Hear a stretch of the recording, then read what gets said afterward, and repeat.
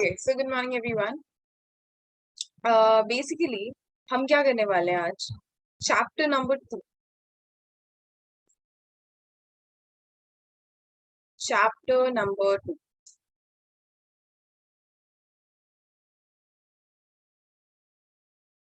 Okay. So chapter number 2 जैसे आपको screens पे दिख रहा है is job analysis and manpower plan. और ये चैप्टर 2 किस चैप्टर के बाद आता है? आपके HR के चैप्टर के बाद आता है, ह्यूमन रिसोर्स मैनेजमेंट के चैप्टर के बाद आता है, which is very important of course. ये वीडियो कौन देख सकता है? कोई भी जो BST क्लास 12 ISC का है वो देख सकता है, या फिर कॉमर्स WB या फिर किसी भी स्टेट बोर्ड का है वो देख सकता है. कॉमर्स स्टूडेंट्स भी इस वीडियो को देख सकते हैं to improve their proper knowledge about how businesses work. For CBSE there is no specific chapter, but again आप इसको देख के अपने ऑर्गेनाइजिंग स्किल्स पे फोकस कर सकते हो, अपने स्टाफिंग स्किल्स पे फोकस कर सकते हो, जो कि आपके मैनेजमेंट के चैप्टर में आता है. सो अगेन ये एक डिटेल्ड वर्जन है which you can of course see, watch and improve your skills and knowledge about a particular topic. So let's get started quickly. अगर आप इसमें देखो तो इसमें एक्चुअली है क्या? So job analysis and man power planning दोनों भी जो वर्ड्स है वो रिलेटेड टू स्टाफ या रिलेटेड टू रिक्रूटमेंट है, which is a very very very vital choice. जब भी किसी कंपनी में रिक्रूटमेंट होती है, it's a very big decision to make, because if the right employees are not appointed, it can either make or break the situation of any organization. How does it happen? So आप समझो कि आपको एक code लिखवाना है, आपको एक application develop करवाना है अपने एक बिजनेस एंटरप्राइज के लिए. अब जब आप उस कोड को लिखवाते हो, you need a proper engineer, you need a software coder, you need a software developer जो उस कोड को लिख सके, रन कर सके और बग फ्री तरीके से उस चीज को प्रॉपरली एनालाइज करके आपके सामने प्रेजेंट कर सके. अब सोचो कि वो इंसान जो कि एक सॉफ्टवेयर डेवलपर है, उसका रोल कहाँ है? उसका ही तो सबसे बड़ा रोल है to write the code and give the application to you. अगर एक सही इंसान उस जॉब पे नहीं होगा, मान लो आपने किसी मैकेनिकल इंजीनियर वो भी है, आपने एक मैकेनिकल इंजीनियर को वहां अपॉइंट कर दिया, do you think that person will be able to write the code as properly या फिर उतने भी तरीके से जितना एक सॉफ्टवेयर डेवलपर लिखेगा? The answer is no. So right person, right job, right qualification. अब एक कंपनी है, एक छोटी सी कंपनी है, प्राइवेट कंपनी, बहुत छोटी सी कंपनी है विद 2 लाख रुपीज का paid up share capital, and वो लेकर के आई है एक टॉप 20 स्कूल के, एकदम टॉप. समझो आई एम अहमदाबाद से किसी को लेके आया है, किसके लिए? एक जॉब प्रोफाइल के लिए. आई एम अहमदाबाद वाले इंसान का वो अपना खुद का नौकरी नहीं है, अपना खुद का जॉब नहीं है, अपना खुद का ऑन्टरप्रेन्योरशिप नहीं है. इट्स जस्ट दैट कि वो जॉब करने आया किसी एक्स प्राइवेट लिमिटेड का. क्या एक्स प्राइवेट लिमिटेड जिसका पूरे साल का टर्नओवर ही 2 लाख रुपए या 3 लाख रुपए, क्या वो उस अहमदाबाद स्टूडेंट को, एक MBA को, पोस्ट MBA पेमेंट करने की कैपेसिटी में है? The answer is no, capacity में नहीं है. जॉब नहीं दे सकता क्योंकि उसका डिमांड, उसका सैलरी एक्सपेक्टेशन अलग लेवल पे होगा, जो कि शायद उसके 10 स्टाफ के बराबर. तो again right position, right role is very important while analysing, while hiring. तो इसी का मतलब है कि जॉब आप कैसे एनालिसिस करते हो, how you analyse a particular job, and किस तरीके से आप अपने मैन पावर को प्लान करके वहां पे फिल इन द ब्लैंक्स खेलते हो. This is how the whole profile is. समझो यहाँ पे मेरे पास इतने जॉब प्रोफाइल रोल्स हैं एंड इनमें I have to put in someone. अब किसको रखना है, कितने क्वालिफिकेशन के बेसिस पे रखना है, कहाँ से रखना है, सोर्स क्या होगा, ये सारी चीजें आप सीखोगे, समझोगे किस तरीके से बिजनेसेस करते हैं अपनी बिजनेस एंटरप्राइज को आगे चलाएं. तो सबसे पहले आप सीखो कि जॉब एनालिसिस क्या होता है, फिर आप सीखो कि जॉब डिस्क्रिप्शन और पोजीशन डिस्क्रिप्शन क्या होता है, जॉब स्पेसिफिकेशन क्या होता है, मैन स्पेसिफिकेशन क्या होता है, एनलार्जमेंट क्या होता है, एनरिचमेंट क्या होता है, and finally what is the relevance for man power estimation. ये सारी चीजें जैसे आप सीख जाओगे, you will be capable of understanding the concepts. और मैं एक लाइव एग्जांपल लेके आपको दिखाऊंगी कि किस तरीके से चीजें. ठीक है, let's go, let's strictly go into the video. सबसे पहले देख लेते हैं what is the meaning of job analysis. तो आप किस तरीके से जॉब को देख रहे हो, क्या जॉब है, what is the job, what is the skill set you require, है ना? what exactly is the depth of job, what are the skills, क्या आपको चाहिए, क्या knowledge आपको चाहिए सामने वाले में कि वो चल जाएगा, what experience do you require. These are few of the points which I've touched on for you to understand कि किस तरीके से एक job role को analyze किया जाता है. जॉब एनालिसिस आपको ये इन्फॉर्मेशन देती है एक पर्टिकुलर जॉब के बारे में, मतलब अगर एक जॉब है उसको आप एनालाइज करते हो तो आपको कुछ ये सारी चीजें पता चलती है उस नौकरी पर. और वो क्या है? सबसे पहले तो identity of the job in terms of title and code number, कि आपका कौन सा कोड का जॉब है, आपका what is the title of job role. For example आपका एक एनालिस्ट का रोल है, एक इक्विटी रिसर्च का रोल है, आपका एक एसोसिएट का रोल है, आपका एक कॉलिंग एग्जीक्यूटिव या फिर कस्टमर एग्जीक्यूटिव का रोल है, आपका एक एचआर का रोल है, आपका एक कोई whatever role you have, what exactly is the title of the role, code of the role, the first thing. The second thing is what are the operations and tasks involved. एक नौकरी में है तो but एक इंसान 8 घंटे काम करता है, काम कर क्या रहा है. बट ऐसे लैपटॉप लेके देखना तो बहुत अच्छा लगता है कि एक इंसान लैपटॉप लेके बैठा है, something the person is doing, but what exactly that person needs to do is also something which is called operations and tasks involved. ठीक है, कितना टाइम है, कितना सिग्निफिकेंस है, कितना कॉम्प्लेक्स है जॉब रोल, सीक्वेंस क्या है काम का, ये सारी चीजें. Again what is the physical setting, क्या डिसएडवांटेजेस है, क्या डिस्कम्फर्ट्स है. फॉर एग्जांपल अगर आप एमसी में जाते हो विच इज मैनेजमेंट कंसल्टिंग, तो उसमें आपका लॉन्ग आवर्स ऑफ वर्क, आपको 60 to 65 आवर्स में भी काम के लिए देना पड़ेगा. Lot of travel is involve, बहुत सारा क्लाइंट फेसिंग रोल है, आपको अलग अलग बिजनेसेस को एक्सप्लोर करना मिलता है. तो ये सारी चीजें एमसी के जॉब एनालिसिस में जो आपको मिलेगा, तो इसमें कुछ डिस्कम्फर्ट है, कुछ हैजर्ड्स भी हैं. तो एक लोकेशन कहाँ है, मैंने इसमें बताया कि आपको बहुत ट्रैवल करना पड़ेगा, तो there is no fix location and everything. तो what exactly the person needs to go through the job, वो भी आपको पता चलेगा. What are the duties involve, जैसे कि मैंने बोला लैपटॉप लेके बैठते हो तो सिर्फ लैपटॉप लेके नहीं बैठ सकते. What exactly are the duties involve and everything, ये सब भी कहाँ है, इन्वॉल्व है इस पर्टिकुलर टास्क में. फाइनली कि आपकी फ्रीक्वेंसी क्या है, फ्रीक्वेंसी क्या है कि एक एक ड्यूटी में आपको कितना कितना टाइम देना है, how much frequent do you need to be in. And finally क्या मटेरियल चाहिए, मेथड क्या है, इक्विपमेंट क्या है जॉब को करने के लिए. एक लेबरर है जो एक फैक्ट्री में काम करता है, उस फैक्ट्री में उस लेबरर का कौन से डिपार्टमेंट में कौन से इनपुट्स के साथ उसका काम है, कौन से मटेरियल्स के साथ उसका काम है, उसको पता होना चाहिए कि पूरा सिस्टम. मैं एकदम क्रंच एग्जाम्पल देती हूँ आईटी सिगरेट फैक्ट्री का, तो उसमें क्या क्या चीजें आपको लगती हैं, व्हाट आर द थिंग्स, आपके जो स्टाफ है, जो लेबरर्स हैं, आपके जो फैक्ट्री के वर्कर्स हैं, उनको क्या क्या मटेरियल के बारे में पता होना चाहिए, प्रोसेस के बारे में पता होना चाहिए while they are performing the job. Last thing is how the job is performed. Job करना कैसे, ये सब तो चीजें आपको पता चल गई कि क्या हो रहा है, कैसे हो रहा है. अब फाइनली होगा क्या, आपका शिफ्ट क्या है, आपका हैंडलिंग क्या है, ड्रिलिंग है, फिटिंग फीडिंग का जॉब है, ड्राइविंग का जॉब है, गाइडिंग का जॉब है, असेंबलिंग का जॉब है. What exactly is the job and उसको परफॉर्म करना कैसे है, ये सारी चीजें इन्वॉल्व होती है, राइट.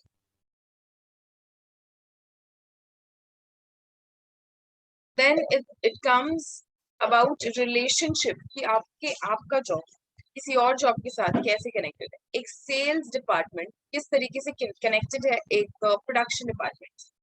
एक क्लासिक एग्जांपल जो मैं प्रेफर करती हूँ लेना इज,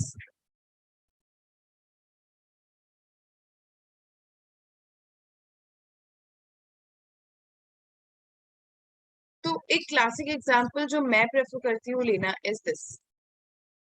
सपोज, ओके, सपोजिंगली आप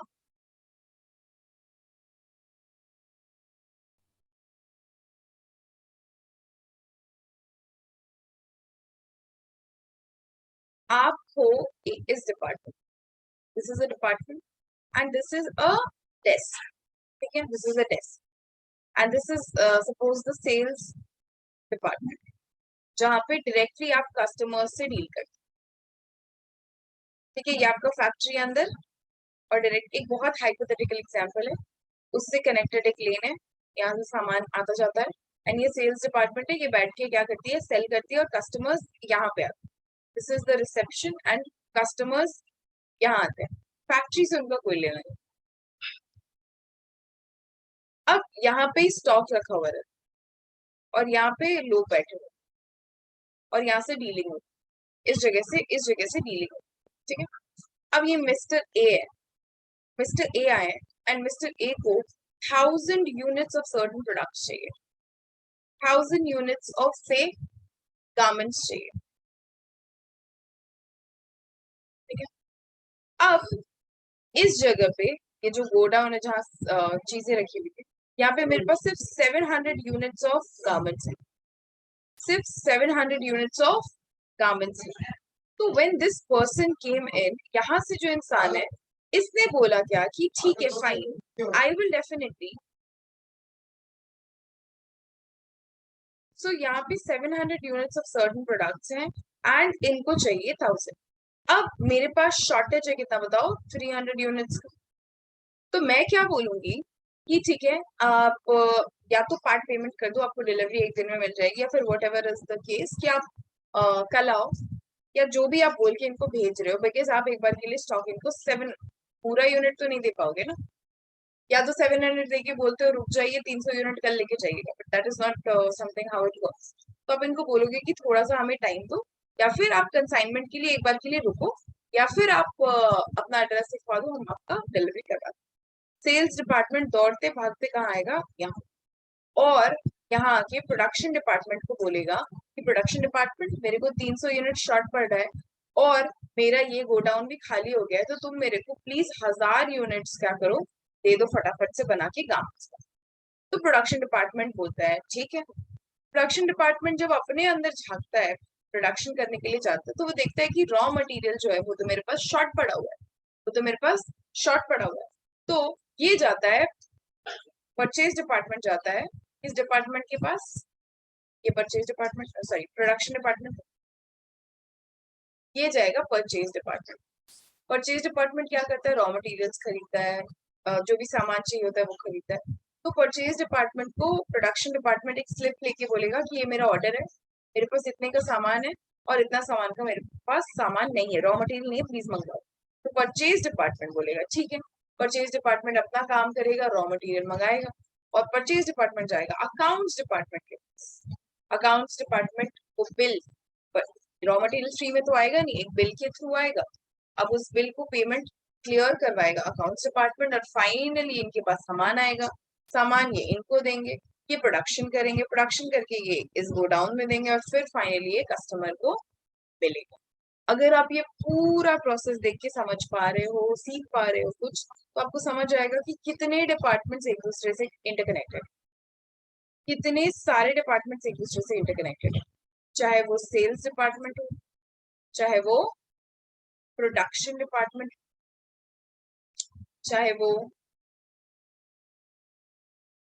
परचेज डिपार्टमेंट, परचेज डिपार्टमेंट, चाहे वो अकाउंट्स डिपार्टमेंट, ये सब कुछ एक दूसरे से क्या है, रिलेटेड है। यानी इन सबके एम्प्लॉयज, इन सबके लोग भी एक दूसरे से रिलेटेड होंगे। वही यहाँ पे बोला जा रहा है किस तरीके से एक जॉब रोल दूसरे जॉब रोल से कनेक्टेड है। मैंने इतना बड़ा एग्जाम्पल क्यों दिया, क्योंकि आप ऐसे एक लाइन पढ़ तो लोगे, पर आपको पता ही नहीं होगा कि इसका रेलेवेंस कहाँ है, तो कोई फायदा होगा भी। इसी के लिए जब भी मैं कुछ बताती हूँ, I prefer giving practical examples over just going through the portion.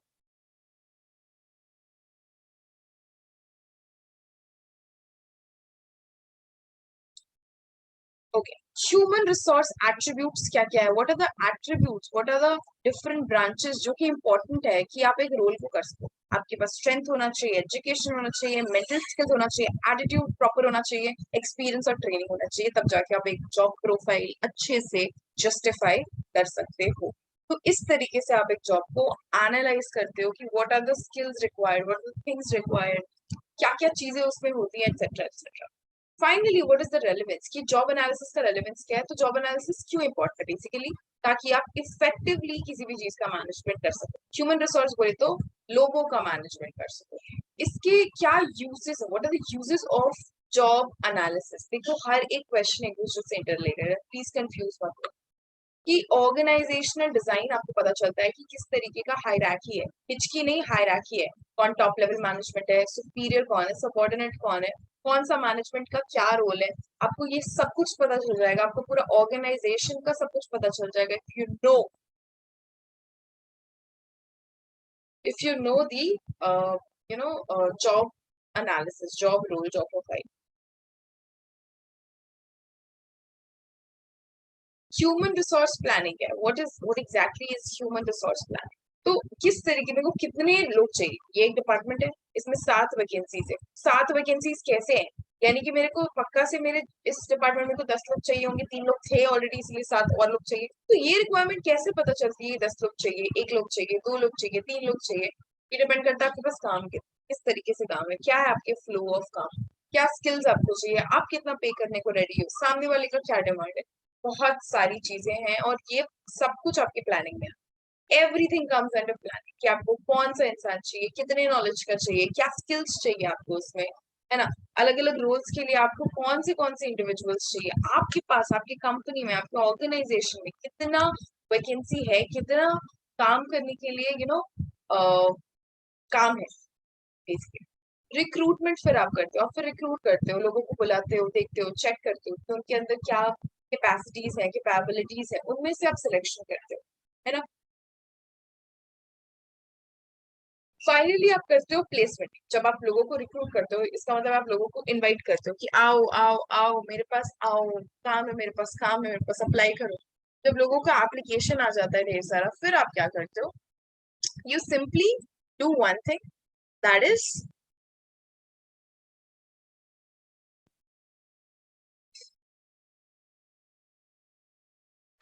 once you get in people after recruitment, आप उनको उनमें से कुछ को सेलेक्ट करते हो, सेलेक्ट करने के बाद प्लेस करते हो प्रॉपर जगह पे, उनको ओरिएंटेशन देते हो, उनको इंट्रोड्यूस करवाते हो, देन फाइनली आपका काम स्टार्ट होता है। आप उनको ट्रेन करते हो अपनी कंपनी के हिसाब से, और with the due course of time उनका डेवलपमेंट होता जाता है जैसे जैसे वो काम करते जाते हैं। और फाइनली अगर वो अच्छा परफॉर्म करे तो कोई भी कंपनी क्या करती है, अप्रेज करती है। आपका परफॉर्मेंस बेस्ड अप्रेजल होता है। आपको अप्रेजल किसी भी तरीके से हो सकता है, एक डिनर हो सकता है, एक लंच हो सकता है, एक सैलरी इंक्रीमेंट हो सकता है, कुछ भी। और आपके परफॉर्मेंस के बेसिस पे आपको अप्रेज किया जाता है ताकि लोगों का कॉन्फिडेंस और बढ़े।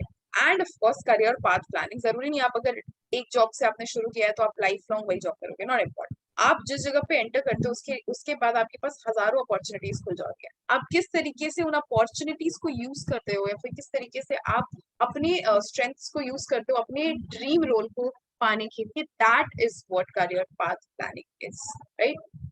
जॉब डिजाइन, अब आपकी जॉब रिक्वायरमेंट्स क्या है, इंप्रूवमेंट क्या है आपके काम में, है ना, किस तरीके से आपकी प्रोडक्टिविटी बढ़ सकती है, आपका जॉब सेटिस्फैक्शन बढ़ सकता है, उसी तरीके से आप जॉब डिजाइन करें। अब दो टाइप के हैं यहाँ पे, एक होता है इंडस्ट्रियल इंजीनियरिंग और एक होता है ह्यूमन इंजीनियरिंग।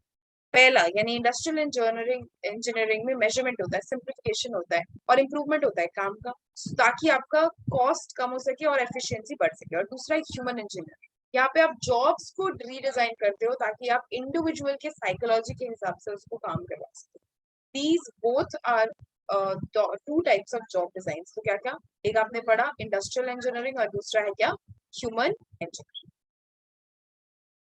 फाइनली आप इवेल्युएट करते हो कि आप क्या एक्चुअली क्या है अलग अलग टास्क। आप अलग अलग जॉब को देखते हो, उसको इवेल्युएट करते हो, देखते हो किसमें क्या यू नो प्रोसेसेस है, क्या टास्क है, रोल्स क्या है।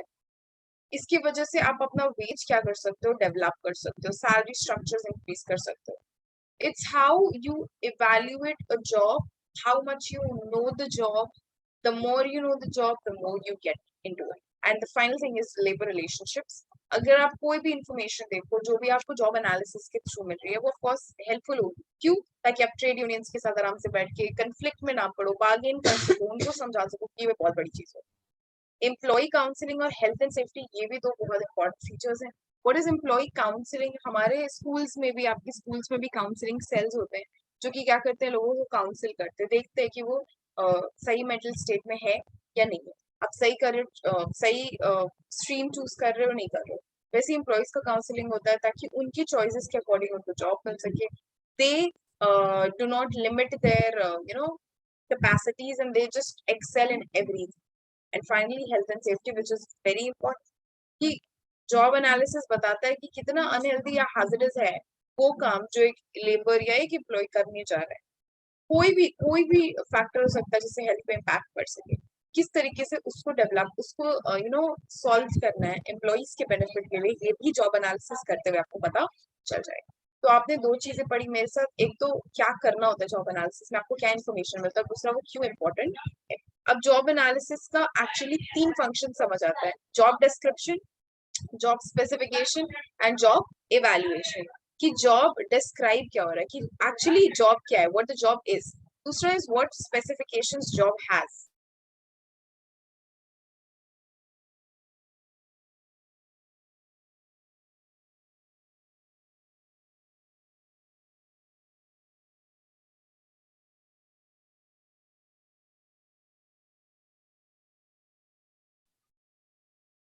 And the final is job evaluation, कि एक्चुअली क्या जॉब वर्थ इट है, क्या सच में जॉब वर्थ इट है। ये सब कुछ आपको बताता है क्या, अलग अलग अलग अलग जॉब एनालिसिस करने के बाद। ये कॉम्पोनेंट्स है जॉब एनालिसिस के, ठीक है। अब रेलेवेंस क्या है, जॉब डिस्क्रिप्शन या पोजीशन डिस्क्रिप्शन का रेलेवेंस या इंपॉर्टेंस क्या है। अगर आपको पता नहीं है कि कोई भी रोल में जॉब डिस्क्रिप्शन क्या है, तो कोई भी एम्प्लॉय जो उसके लिए अप्लाई करेगा, वो तो कोई भी एम्प्लॉय अप्लाई कर सकता है ना। लेकिन अगर आपको स्पेसिफिकेशन पता है कि इस जॉब का रोल क्या है, एक्चुअली इसका डिस्क्रिप्शन क्या है, इसमें करना क्या है, और कंपनी फर्दर क्या ढूंढ रहा है एम्प्लॉय के अंदर, वो तो लेटर पार्ट है, वो आप दूसरे पॉइंट में पढ़ोगे। बट अभी हम ये पढ़ रहे हैं कि एक जॉब है, सपोज करो एक जॉब है, मैं दिखा दूं।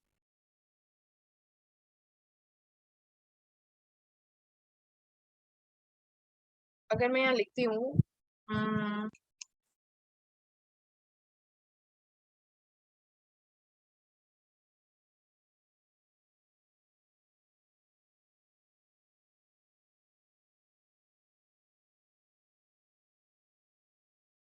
ठीक है।